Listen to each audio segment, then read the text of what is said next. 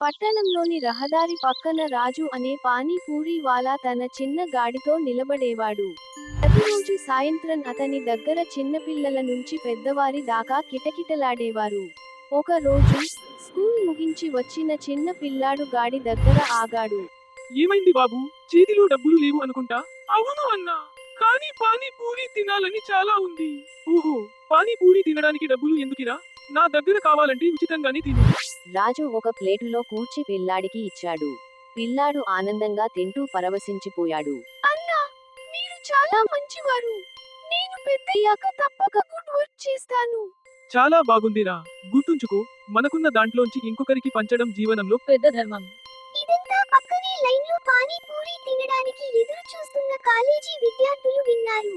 రాజు అన్నా, మీరు నిజంగా గొప్ప మనసు ఉన్నవారు. డబ్బు సంపాదించడం కంటే గుండెల్లో స్థానం సంపాదించడం గొప్పది కదా. రుచి ఉన్న పూరి వడ్డించేవాడిని నేను. కానీ నిజమైన మజా మీరంతా నవ్వుతూ వెళ్ళినప్పుడు వస్తుంది. అలా ఆ రోజు అక్కడ ఉన్నవారి మనసుల్లో ఒక గొప్ప పాఠం దిగి వచ్చింది. నీతి: డబ్బు ఇచ్చినవాడిని క్షణం గుర్తుపెట్టుకుంటారు కానీ దయ, ప్రేమతో ఇచ్చినవాడిని జీవితమంతా గుర్తుంచుకుంటారు.